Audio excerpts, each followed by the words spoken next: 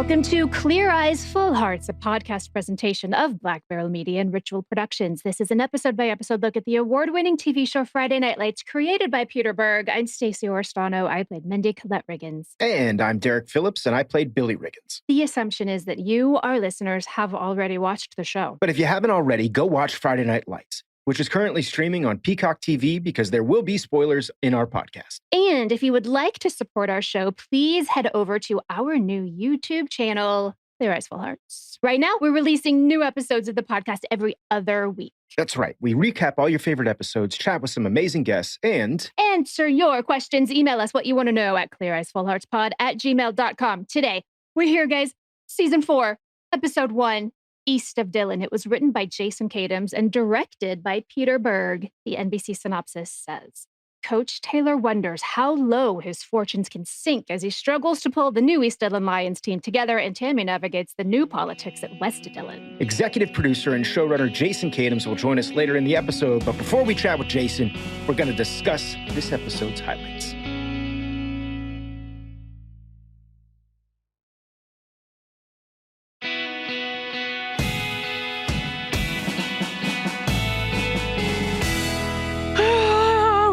Season 4. We're here, season 4. It happened. Real quickly, a little backstory about this episode, about this new season. As Stacey just said in the opening to this episode, it was directed by Peter Berg. Woo! So this was the first time that Pete had directed an episode since the pilot. So that was pretty cool for all of us. Pete was off doing all these movies, and for him to come back was kind of a big deal. So the day before we started shooting on this episode, Pete brought the whole cast together for a dinner in Austin, including the new cast members, which would be Michael B. Jordan, Matt Lauria, Journey Smollett, and Madison Burge. At this point, FNL had been running, as we all know, for 3 years and was a major critical success. I mean, we'd won an Emmy for casting and a Peabody Award for Best Drama, and several other awards for actors Connie Britton, Kyle Chandler, awards for Justin Reamer and Jeff Schwan for stunts. Jason Katims won some awards for writing. So the show was fairly successful at this point. And we'd garnered a lot of attention in and around Hollywood as one of the best, if not the best, shows on television. So for those of us who had been around from the beginning, I think there was definitely a lot of, I don't know, would you say hesitancy, Stacey, around these new cast members? Questions, anxiety, what was happening. Anxiety is a good word. Not just because there were new cast members, but also there was some fear because the show was losing a ton of cast members like Scott Porter, Gaius Charles, Minka Kelly, Adrian Palicki, Jeffrey Reiner, our executive producer and director, had moved on to a different project. So it was like starting over from square one. Anyway, we had this dinner, and Pete got up to speak at this dinner and had all of us go around the table, introduce ourselves, and then both he and Kyle, in what, I don't know, I can only describe as a pregame speech, basically told all the new guys, hey, you are walking into a very special situation here, and you've been given a tremendous responsibility that a lot of people have worked really, really hard over the last 3 years to create. Kyle let him know that his door was open at all times, and Pete told him what he had told all of us on the pilot, which is, this is our show. Nobody pushes us around. In a nutshell, that speech could be boiled down to like, here's the keys to the Ferrari, don't wreck it. And I kind of, in that moment, felt for these new cast members. I mean, there was a lot of weight on their shoulders coming into this season. And speaking from past experience as a guy who's guest starred on a lot of other shows, it's always difficult being the new kid on the block. I was really impressed by the way they all handled the responsibility. There was deference to the folks who had been there before, but there was also a sense of ownership and confidence in the way they embraced Pete's motto, nobody pushes us around. So, there was a sense of pride, I think, from each of them, too, because they were fans of the show as well. So coming in and knowing the importance of it, it was weird finding our footing, but they fit. Everybody fit. I remember like bumping into Matt Lauria before we even had the dinner. I bumped into him and he goes, hey, you're Billy Riggins. And I'm like, that's weird, dude. Like Michael B did that to me. You're one of the leads on our show. And I'm like, I don't know so you. So Matt was already a fan. Yeah, so it was kind of a weird situation because you got these people coming in who, some of them had been watching the show for the last 3 years and were fans of the show. A lot of changes. I give it to those people that we just named too, because they took that ball and ran with it. I mean, well obviously we're going to start talking about it now, but such a fan. Okay, the beginning, we get Sammy Mead, we get a montage. Hardly any words are spoken. I can tell exactly where we are, where our characters are, what the feeling and the mood is. And it's just like, welcome back to Dillon. FNL does good montage, Stace. So, I mean, what we learned from that is that Landry has been transferred to East Dillon. Matt is graduated and now he's delivering pizzas in Dillon. Buddy is no longer the number one booster. That title now belongs to Joe McCoy, and Wade Aikman is now the new head coach at Dillon High. And So Eric weird. Taylor is having to start all over again in a brand new school that has no money, a dilapidated field, and a raccoon-infested locker room. Season 3, there was an engagement dinner that we filmed one night, the night that we were stupid and couldn't stop laughing. And I Mhm. went to go to the restroom and I opened the door and it was a hallway and there was a raccoon in the hallway and he screamed at me and I screamed. And then Taylor Kitsch called me a whiny baby. And I was like, but I have to pee. And he's like, How is so? there a And raccoon I'm in the like, bed? Oh, that place because had it was like an outdoor thing. outside. Yeah, it was outside. Yeah. And I was like, he goes, just go pee. And I'm like, I can't. He's going to scratch my eyeballs out. Those are trash monsters. I read Where the Red Fern Grows. You don't want to mess with a raccoon. No, raccoons are trash pandas. Don't mess with them. I love that you got attacked. I do wonder if they were like, hey, remember when Stacey almost got eaten by a raccoon? We're going to put that in the beginning of season I love that. 4. And guys, They're just terrifying. for you guys at home, the notes in our show this week say, I have a raccoon story. It's, yeah, in parentheses, I put, I have a raccoon story. Okay, I'm going to apologize right now. It's only going to be this episode, but there's going to be a lot of me screaming out people's names because I was so excited to see these faces again. And look at this baby-faced Michael B. Now the world's sexiest man, and he's just a tiny baby.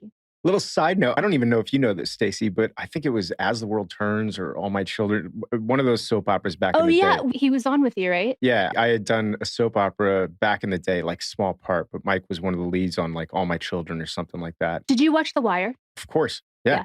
I didn't watch The Wire until after I met Mike, though. So it hit me Same, me extra hard. too. But I don't want to give anything away for those of you who haven't watched The Wire. But if you haven't Watch watched it. The Wire, First episode. when you're done with this podcast, go watch The Wire. Season 1.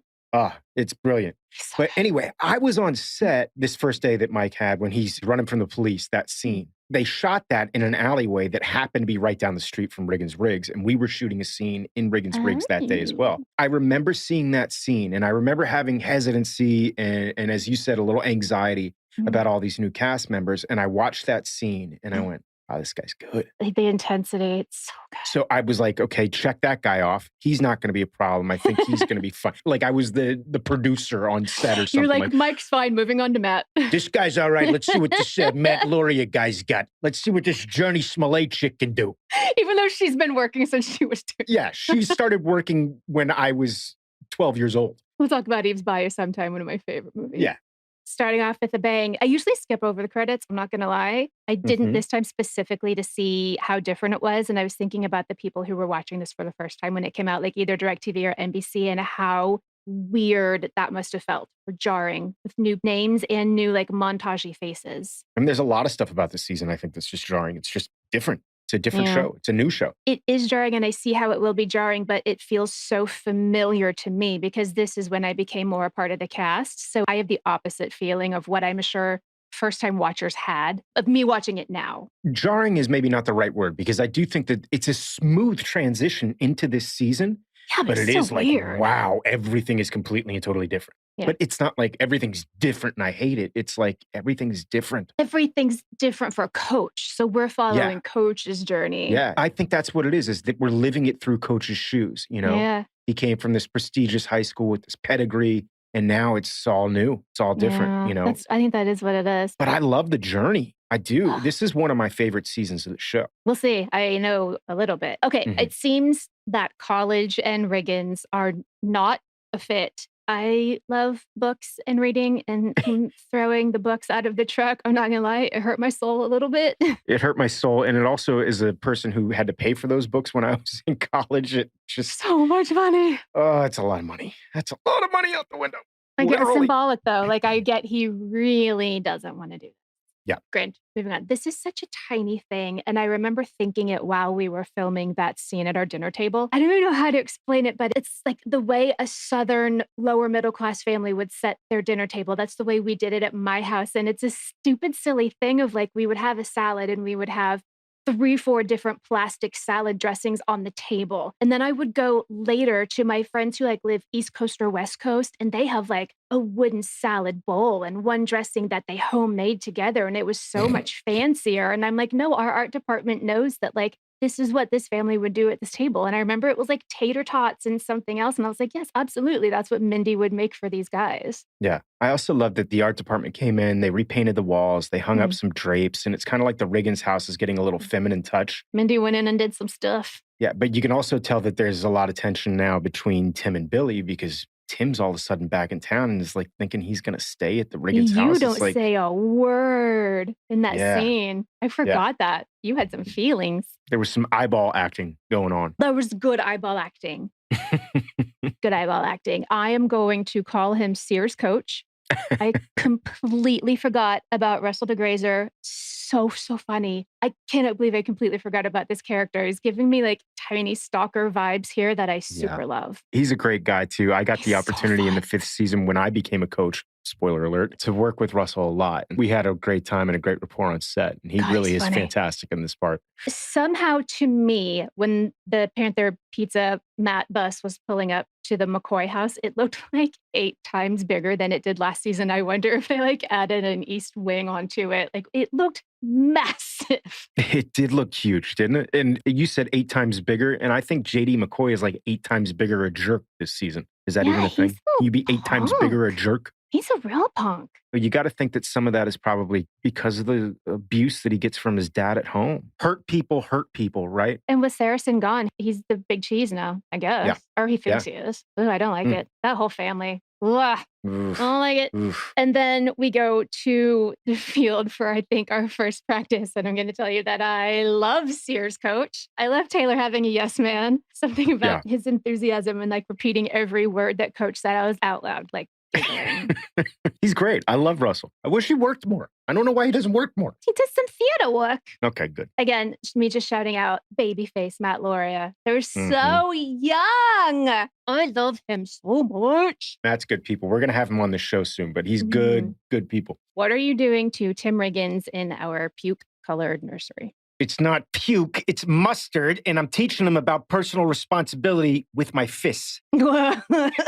I remember shooting that scene because Pete Berg was like, I need this to get physical. And I was like, yeah, we'll do it. He's like, no, but I need it to get physical. And I go, Yeah, I will. that's He's what like, we do. no, but you need to get physical in this. And I'm like, Pete, I'm gonna. And so the first take that we had is when I pushed Taylor. He wasn't supposed to fall into that thing and break it into a million pieces. It was But intense. Pete was like adamant that I go physical. And I'm like, Kitch, you're cool. And he's like, yeah, totally. Yeah. So I hit Kitch and Kitch kind of stumbled, fell into that thing. It broke into a million. I don't even know what it was. It was like a plastic shelving unit. Yeah. That I guess we were going to put baby diapers on or something. That thing broke into a million pieces. We shot the whole scene in one take and I got done and I was You like, happy, Pete? are we physical enough? Is that enough for you? Maybe it was a bit of an overreaction. I was not expecting it to get physical at all. I was like, oh, brothers doing a nursery together. This is sweet. Oh, That's no, how this is that's how not the Riggins brothers sweet. paint, I guess. That color was really ugly, though. It- It was really gross. Inside, I was giggling when Kitch was going, oh, what is that? Puke? It looks like he just kept improving on it too. It was does, like though. diarrhea. It's like he kept going and going. Yeah. He's not wrong. And Billy's just steam coming out of his ears. Meanwhile, I gotta say, Grandma Saracen telling Landry to stop throwing the football because he looks like a girl just made me giggle. So mean. It is. Also, she calls him funny looking, and I Yes. think JD called him funny looking in the scene before. And I'm like, you guys need Yes. to give Landry a break. And then later in this episode, somebody else oh, says Calvin something does it about him. too. Calvin Brown does it does. too. Yeah. Leave that man alone. I don't like that, but you know what, Stacey? You know who I do like? Do you love Grandma? Grandma Saracen. She's still Did you know great. that? And she thinks that Matt's still playing football. I know. And Landry goes, Bless her heart. she seems to be doing really well.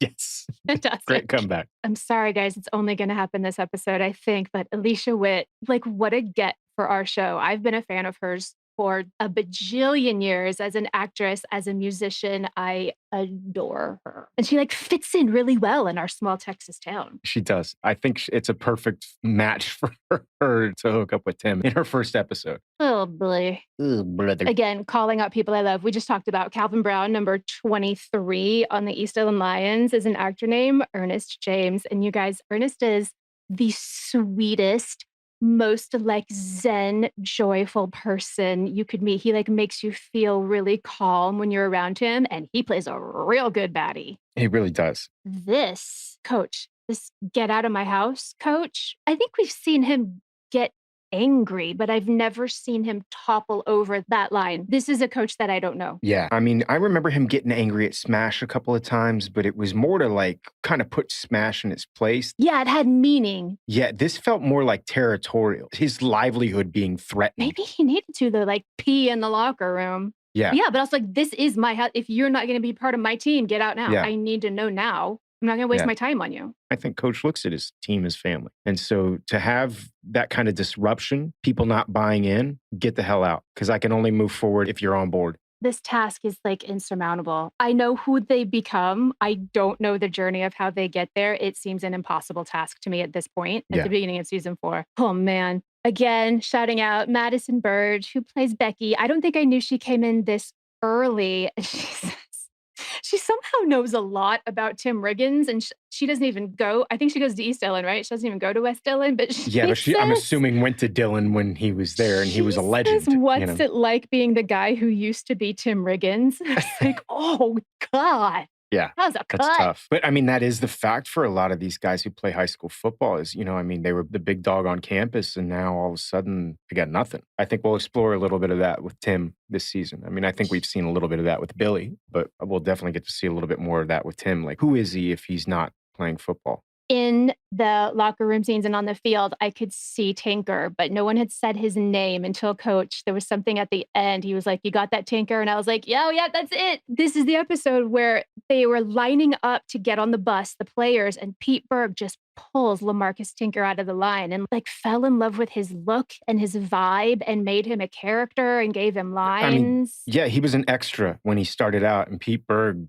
just loved LaMarcus. Loved him. And started giving him lines, and then the writers started writing for him. And the next thing you know, like, we actually have a couple of episodes that are not Tinker-centric, but he's definitely important. He's a big part of the show. Oh, you guys, another one he's so damn fun to be around. He's very happy. Fully not expecting calling the game, but looking into that locker room, there was a lot of blood in that locker room. Yes. That's a defeated crew. It's a defeated crew, and on top of it, I think Coach made the right decision strictly for the safety of his own players. You can't get these kids killed. And sometimes the best thing to do in a situation like that is to just say, hey, enough is enough. They were down 45-0 at half, which is... Yeah, you don't come back from that. That is a, pardon my French, massive ass whooping. You're not coming back from that, number one. But number two, like, you're playing with, I think there were 18 kids on the team. So that means all these kids, for the most part, are going both ways. That means they're playing defense and offense. You're going to get somebody killed. I couldn't tell if Landry lost a tooth or if he like bit his lip, but there's a lot of blood coming out of his mouth. Yeah, it seemed like he lost a tooth. Coach goes to put his finger in his mouth.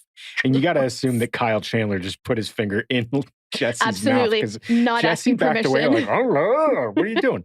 What a start to this season. Like, welcome to season 4. This is where we're going. It's rough. I'm in. Yeah, this team is definitely not ready for state. Oh, God. Here's something, just a little tidbit of info at the end of this episode. If you look at that last shot, the very last shot of this episode, you can see a building in the background off to the right that looks like it's probably part of East Dillon High School. Technically, it's the back of the bleachers to the Dillon Panther field. The art department literally created a fake exterior on the back of the Panther bleachers to make it look like part of East Dillon High. So the Lions field is literally right behind Panther Field. So I think that's kind of a cool thing. They must have like done something to mess up the grass and make it really disgusting and brown too. It's so perfect looking. They just cut the grass because it used to be like 10 feet tall. They cut it, and that's what was underneath it. The cool thing is you're going to kind of see this change evolve, not just with the grass in the field, but with these players and with this town. I love it. I'm excited to get Jason Katims on because I want to talk to him about all these changes that happened in season 4. This is all him. So guys, stick around. We got Jason Katims coming up right now.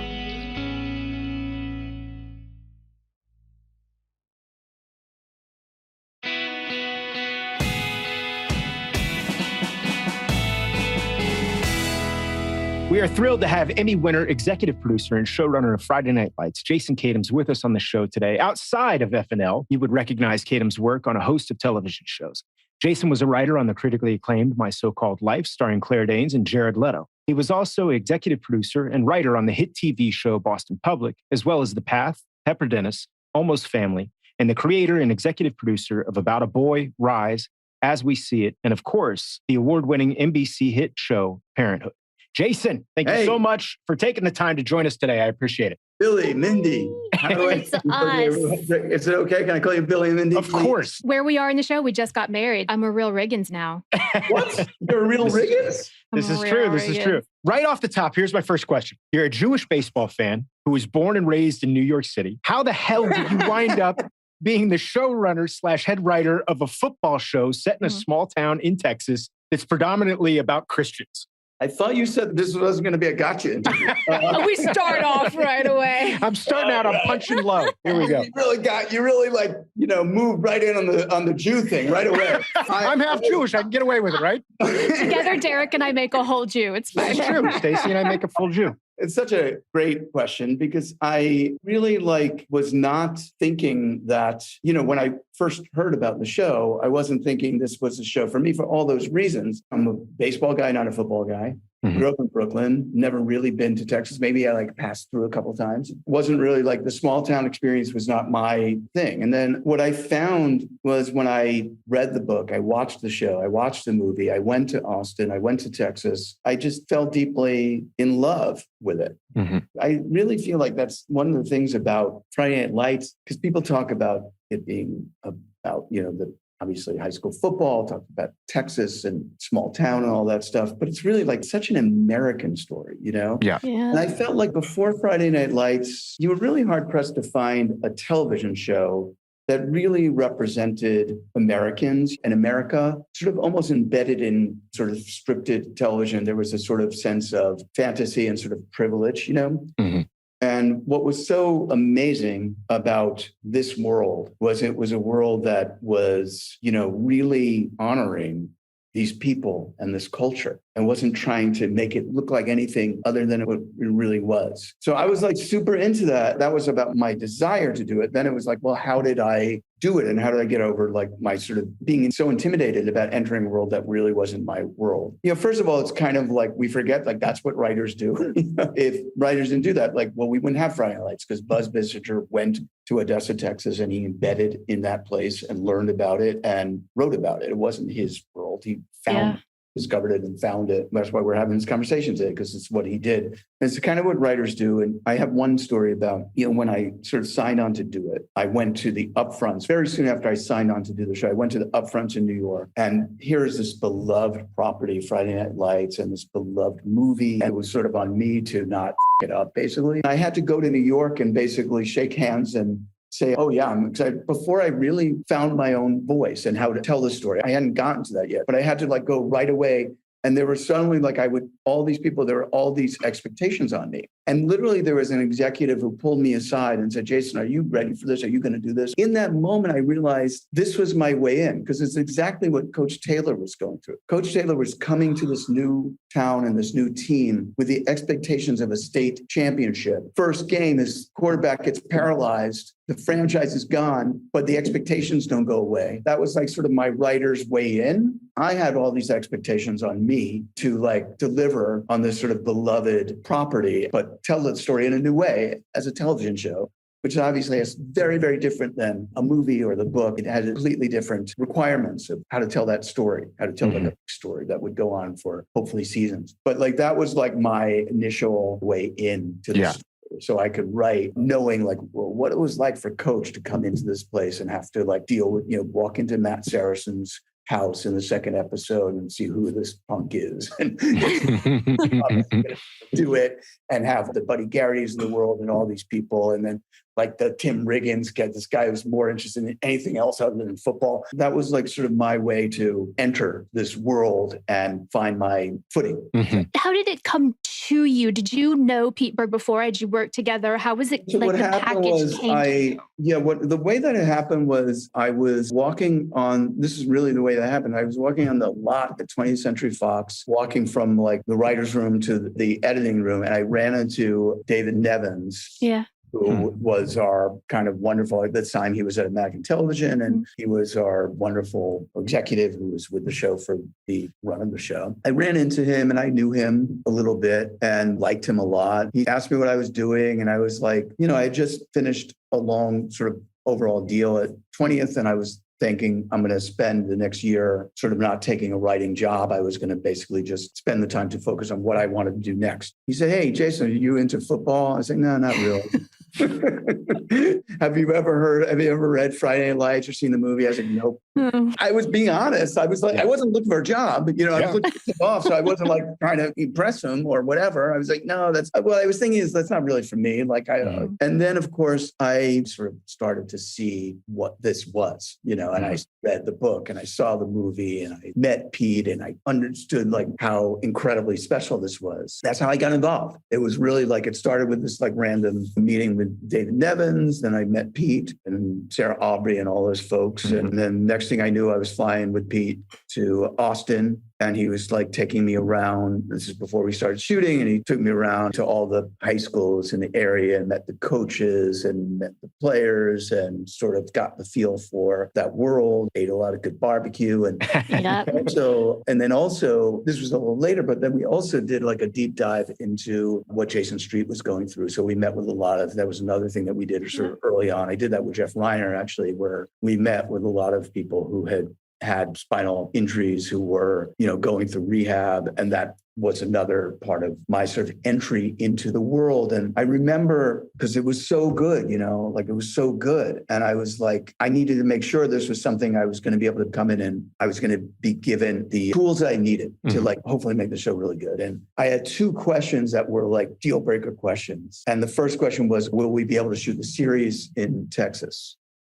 Because it's like, I felt like if you did this beautiful show and then suddenly you had to try to recreate it by shooting somewhere else, you would never be able to do it. Stacey and I talk about this all the time on the podcast, that Texas is the 12th man on this show. I remember after we shot the pilot, there was this idea that maybe they would shoot in California. I don't think it's the same show at that point in time. Right. There was talk about all different places. And so that was the first thing, was like, I need to know that we'd be able to shoot the show that way, because I didn't want to be like the person who it up. It's like the dream is always, you take and build from the beginning and you make it better and better and better. And I think that's one of the things I'm most proud of about Friday Night Lights, is that's what happened. The show grew and got better and better as we went. So the first thing was that we shoot in Texas. And the second question I had was, what happens to Street? If the idea was that this terrible thing happened to him in pilot and in episode 4, he was back on the field, like I couldn't do the show.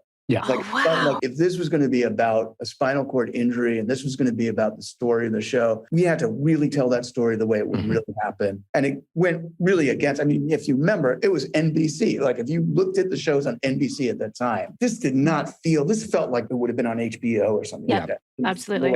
An NBC show. So I felt like I really needed to know that we were going to be able to shoot and maintain the look of it in Texas, and that I would be able to tell the story, what was the key story where the show started, that I was going to tell the story of Jason Street authentically, and that we're going to do a deep dive. And this was not going to be like, the end of season 1, Jason Street returns. He walks again. Yes. I love it. So those were the two things that I sort of wanted to make sure we could do. And they said, yes, that's the story we want to tell. And that's how it got started. And once you get those two things, it becomes the story in some respects. Or not the story, but it becomes the story that you want to tell. There was something you said earlier about Friday Night Lights being a slice of Americana, and I 100% agree with that. But one of the things that I found fascinating about this show and the life that this show has had is the people that I run into from other countries that are affected by it, which leads me to believe that what you were searching for and what I think you accomplished was you created truth. Because if there's truth, it transcends whether or not people understand football. It transcends whether or not people understand American life in a small town. So my gotcha question was getting to, you wrote truth and people can see that. And that's what I think is why the show has had the effect that it has. Stacey and I met a couple of footballers from Ireland that were like, Mendy and Billy. And these guys were like diehard Friday Night Light fans. And I'm like, how does this resonate with you guys? And it's like, it's the same story that we have, but for them, it's soccer. It's, their version. Also, there's something about, like you were talking about shows before, it were aspirational, but they're like aspirational in terms of wealth. And this was aspirational in terms of like Coach and his wife. That relationship, I don't know that we've ever seen on TV before.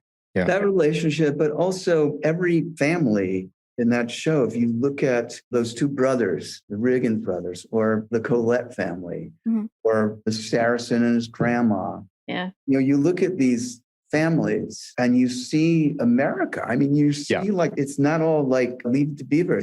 That's not life is really like, where you have like two parents and the loving family.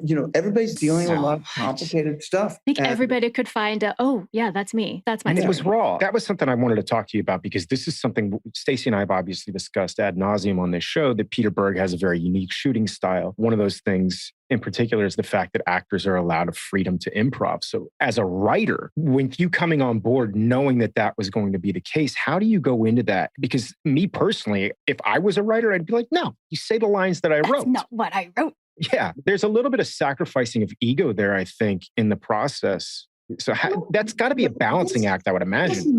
Yes and no. It all really depends how you look at it. The way that I looked at it was we were telling a really important story, and that this is the way this story was being told. It's weird. It's not really like giving over of ego because the storytelling is so good from the script stage. Yeah. That's where the stories are. You can go along and do incredible improv work day and night, but I'm telling you, believe me, that does not make a great television show. No. It was never really like an ego thing for me because I felt like the stories were always told. Yeah, those stories were yours.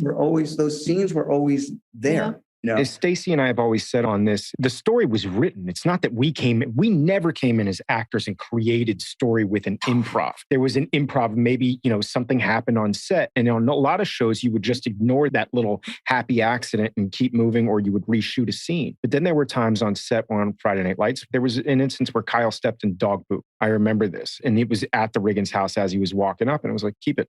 Why would you not step in dog poop at the Riggins house?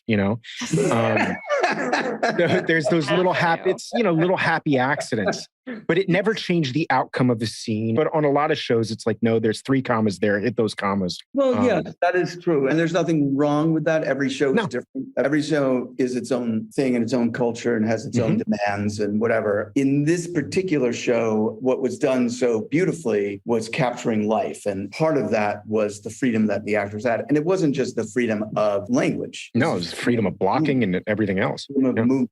Yeah. And so I'm sure you've talked about this a lot on this podcast, but like one of the things about the way we shot was, although maybe you've talked about this already, so I don't want to cover No, it's all good. I'd love to hear it from a writer's perspective. We shot with 3 cameras, like virtually all the time, handheld. And my favorite thing was like the actors would refer to the cameras as snipers because they didn't know where they were. Yeah. Absolutely. So like incredibly different than most shows that are done. And when people say, oh, we're shooting like Friday Night Lights after Friday Night Lights came out, they're like, no, you're actually not. Even in stuff that I've done after Friday Night Lights, where I've definitely used a lot of the Friday Night Lights.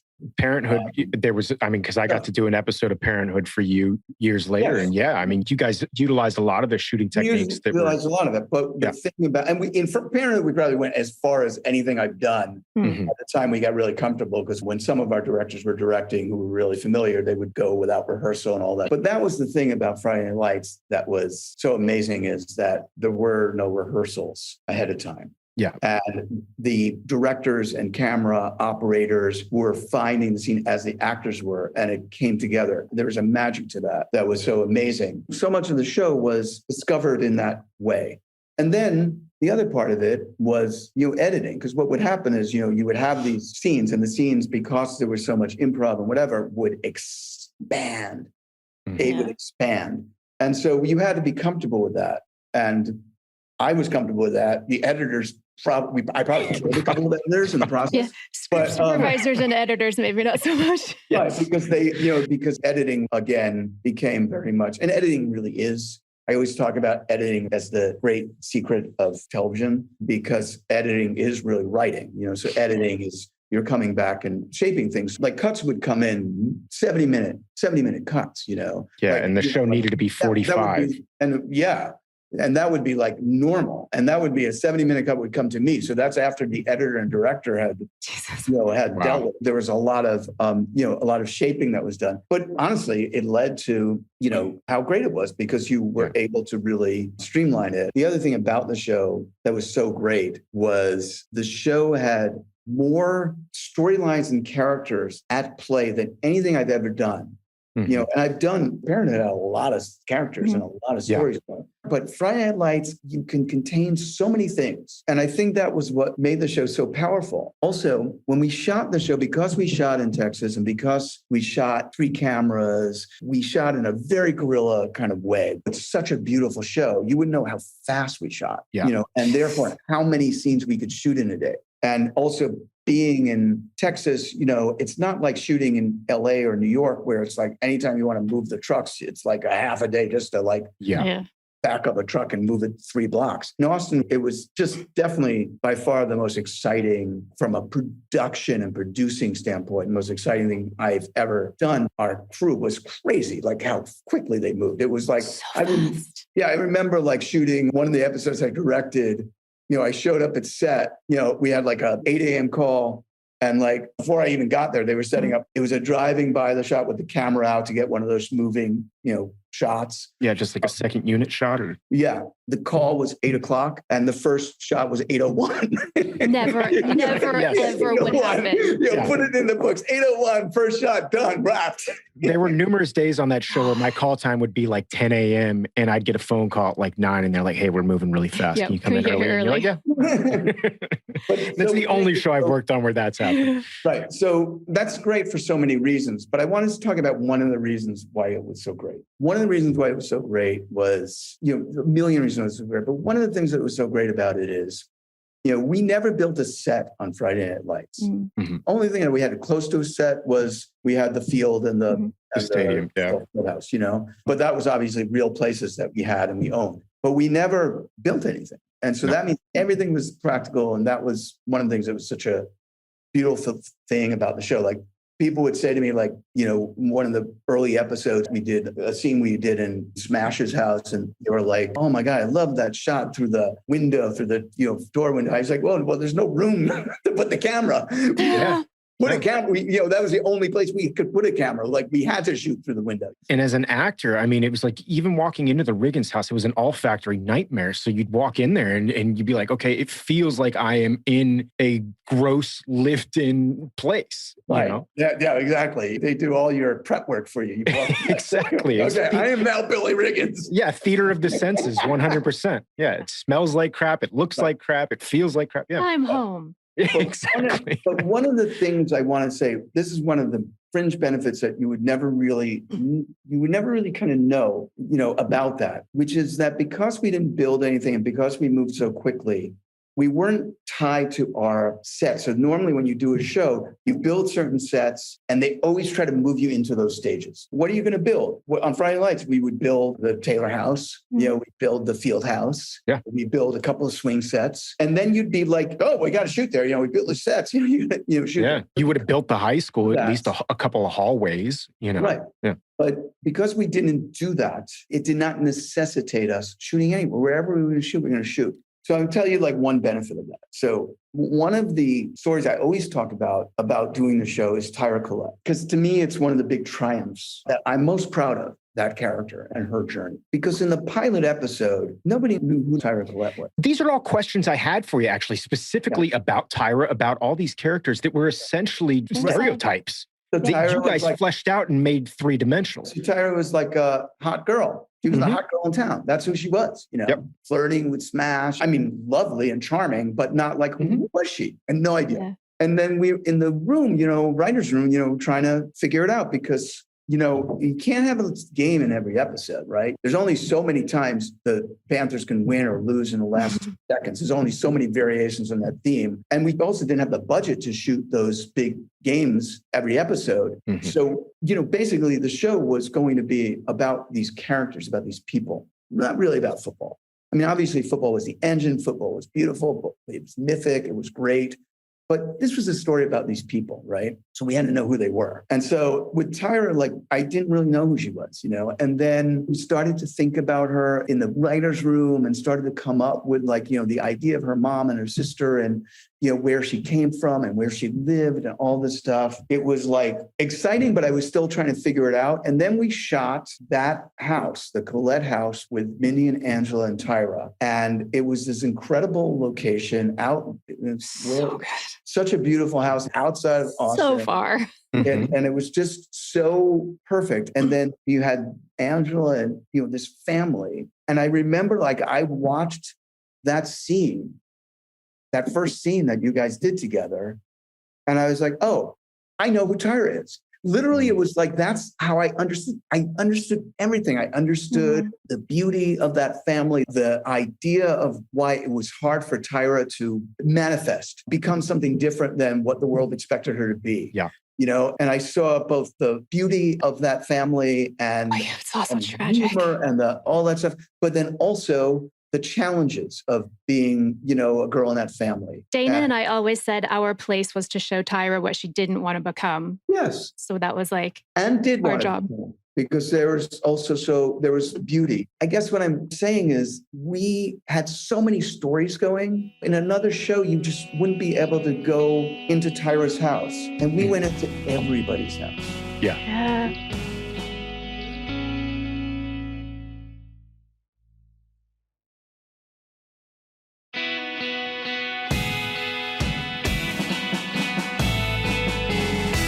We kind of hate Buddy Garrett. He's kind of set up early on as kind of this foil to Coach Taylor. And then it's somewhere around the 5th or 6th episode of season 1 where the kids at school are picking on Minka or Lila. And we've got this beautiful scene with Buddy Garrett underneath the bleachers. And all of a sudden, he leaves the game to go talk to her. He leaves the football game to go talk to his daughter, who's basically being called out by other kids in school and being told that even as you hear that, I'm thinking, if you just play a little explosions in the sky, I'm going to start crying. You do.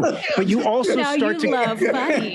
You start to go, wait a minute, this Buddy Garrity guy, although he's a schmuck and although he's all these other things, he loves his daughter and you relate. So now he's three-dimensional and now we care about Buddy Garrity. Who would have thought after watching that pilot that you would have cared about Buddy Garrity? Yeah. Right. Speaking of caring, I want to talk to you about, this is extremely important because I brought you on the show and Stacey and I brought you on here specifically, number one, because you can't tell the story of Friday Night Lights without Jason Katims. But number two, this season 4, it's kind of unheard of in the history of television. I know Peter Berg was very adamant that these kids would graduate. Jason Street, you were very adamant that he's not going to walk again. These are all TV tropes that have happened in the past, main characters ending up in the same college that they all, and Friday Night Lights was not going to be that kind of show. So you had the unenviable task in season 4, you and the rest of the writers' room, of basically recreating the show from scratch almost. I mean, Coach has been fired. He's now in East Dillon. Jason Street is gone. Smash Williams is gone.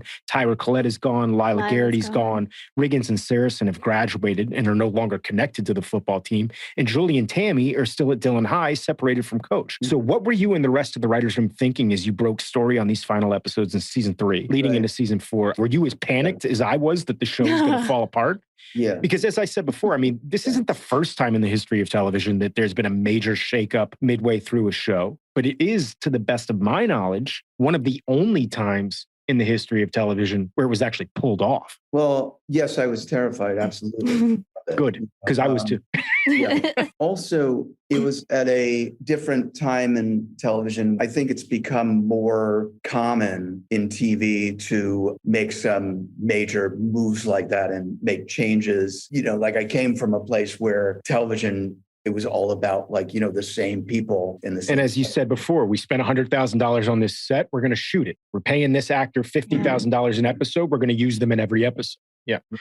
Right. Season 3, we had to make a decision about what season 3 was going to be about. At some point, we sort of said that it's going to be about graduating. That's going to be the theme of the season. It's about graduation because we wanted to be authentic to what the experience was like. We all signed on for this. This is the kind of show where you graduate and go to college or don't go to college and leave Dillon or don't leave Dillon. That's what we all signed on for from the beginning. And that was what we sort of owed ourselves tells, the audience to tell that story. Is Ira going to get into college or not? Is she going to get out of Dillon or not? What's going to happen to Smash and Saracen and all those people? And then it became a question of, okay, so what do we do to sustain the show and what happens, And that's the idea of Coach having to rebuild this new team, in this other side of town that we didn't even know about for the first 3 seasons. Right.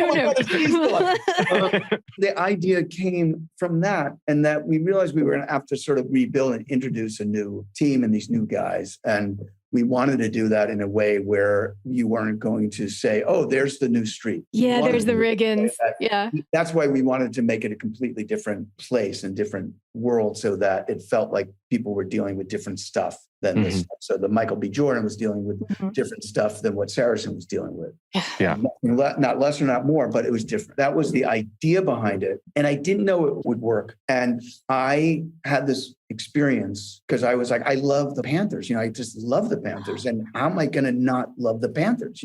Yeah. I remember I was in the editing room early on in season 4, might have been the first episode or the second episode. I can't remember. But Tammy came out and she was like giving a speech at her school. I guess she was now the principal of the school.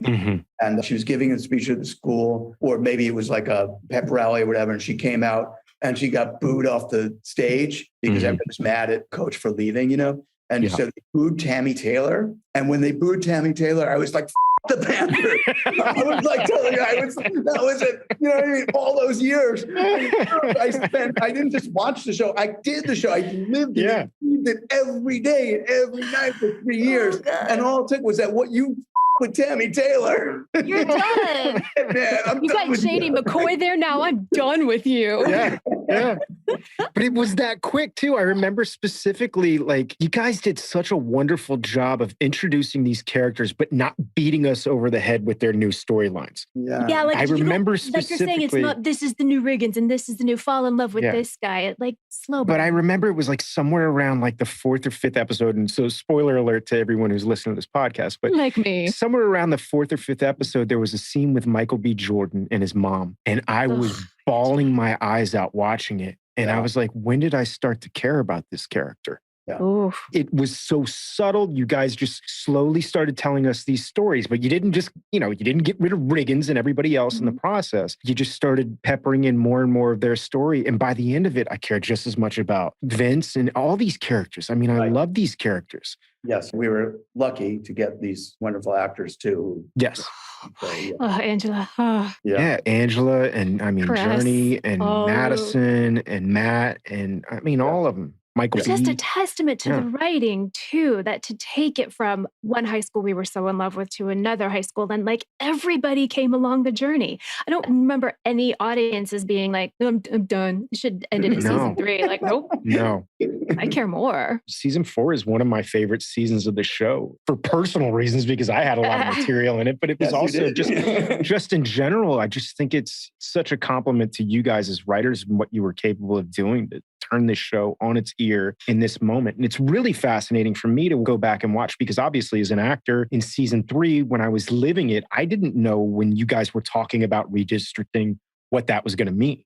And so going back and rewatching, it's like, I didn't realize that they had introduced that concept of redistricting and there potentially being a different high school. I mean, that comes in like episode 10 or 9 or something like that of season 3. Yeah. So you guys as writers, you knew that that's where the show is going. Obviously, as a fan of the show and as an actor on the show, I didn't know until season 4 that like this was really we're really following through with this East Dillon. We're really doing this. We're really doing it. But it is red hats. But I love it. It goes back to what we were saying, though. It's, another show would be Coach goes to Texas Junior Tech and all the players follow him and that's where Tammy goes. And she's now, a guidance counselor. And that's not realistic.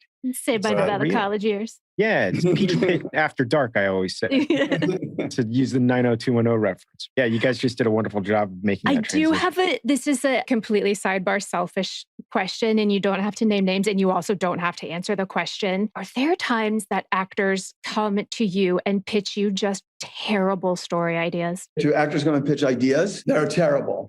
Let me think about this. Generally speaking, my experience with actors pitching things, trying to think if anybody's just pitched a really bad idea. I'm sure that's happened, But I never really think about it that way. I think when you do television, you're working in a collaborative art form. Yeah. And then when you're the showrunner, you're kind of at the epicenter of the collaboration, because you're dealing with everybody, the actors and the directors and the producers, also like the network, all these different, and the audience. All these things are orbit and you're kind of at the center of it. So I always kind of like try to take feedback and notes in a certain way. And sometimes that certain way is not literal.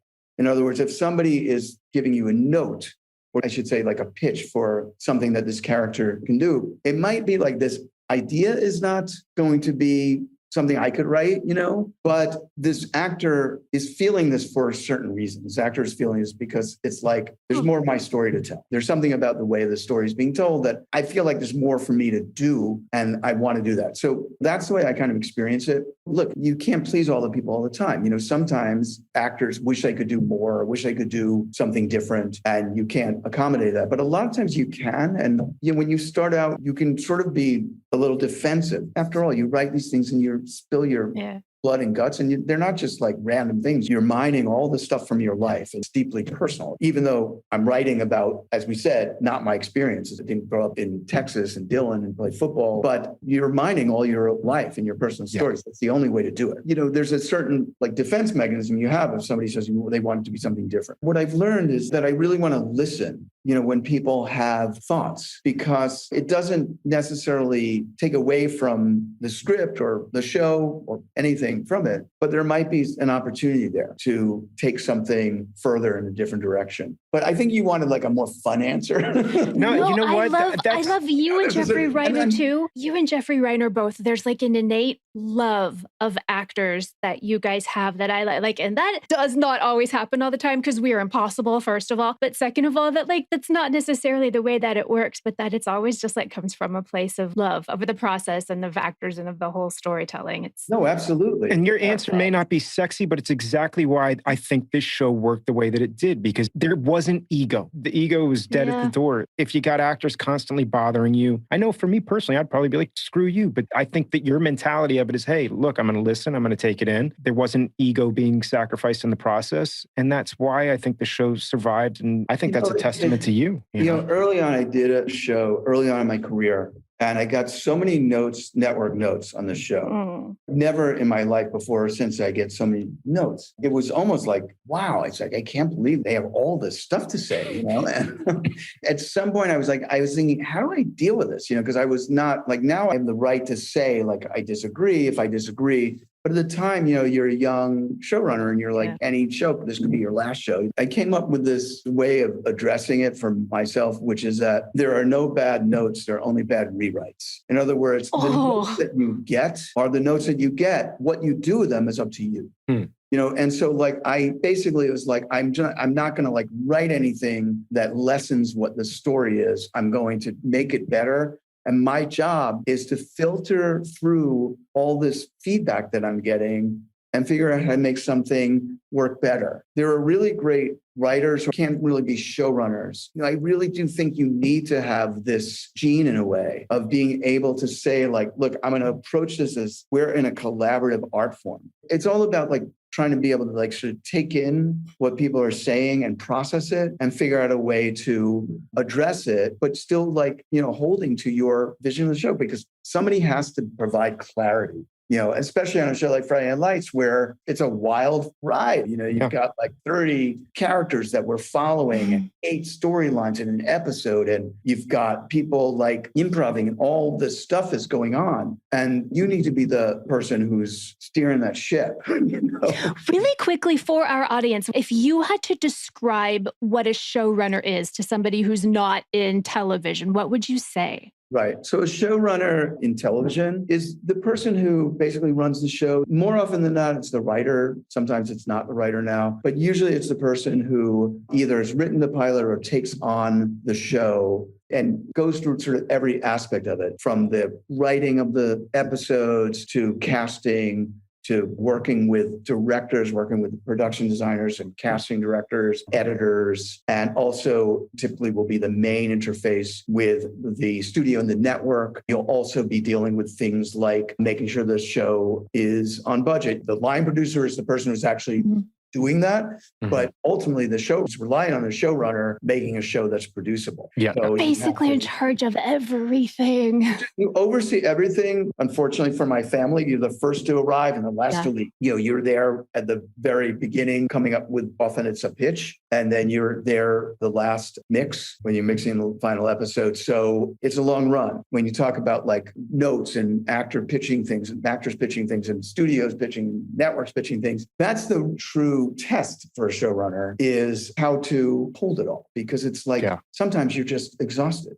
Sometimes I can't imagine. There's too much, it's too much. Yeah, it's a skill set. I mean, beyond what you're describing to me is beyond being an amazing writer, there's the juggling act that you have to pull off. And I mean, from the few times that I produced projects in my life, I've realized this is not something I enjoy. There's a really good documentary, I think, on HBO about showrunners, and I watched it and I was like, yeah, I cannot do that. Yeah. Right. There's some people, it's not for them, and there's some people who are, when I was probably 14, 15 years old, I remember I would go to a diner near my house and I would watch the short order cook making like breakfast when it was during a busy time. And that was like my dream, because he was like cooking like all these things at once. And all came in. I would just watch them mesmerized.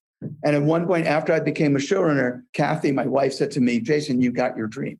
Yeah. It's absolutely. It's interesting that you bring that up, because when I was in college, I worked in a fast food, basically a fast food restaurant, and they never let me off the fry station because I was not capable of managing all those things at once. So it's a skill set. Yeah. You can stick to the fries, try not to burn them. Jeez, guy. Just learn your lines and stand right there. Yeah, just stand there and look pretty. Buddy, thank you so much for taking the time to be on the show with us. I really appreciate it. It was just fascinating and amazing to pick your brain here. And I know Stacey has some stuff that she wanted to close out with. I do. I want to wrap up and tell you a big thank you for me and my entire family. My little brother is autistic, and the work that you have done with Parenthood and now with As We See It, it like speaks to my whole family. And for us to see those voices up there, it means the world to us. And just thank you. Thank you so much, Stacey. Yeah. I didn't know that. Oh, wow. Thank you. That means a lot to me. I want to thank you guys for doing what you're doing here. This is amazing. You're continuing the legacy. That is it for Season 4, Episode 1. But please join us next time for Season 4, Episode 2, entitled After the Fall. But until then, clear eyes, full hearts. Can't lose.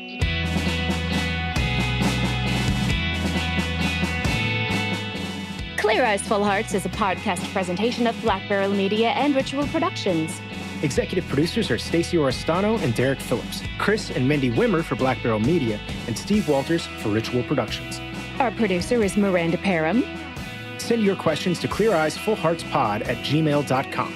And follow us on social media. I'm on Instagram at Stacey Oristano. And I'm also on Instagram at _Derek Phillips. Check us out on YouTube and blackbarrelmedia.com. Thanks so much for listening, and we'll see you next time.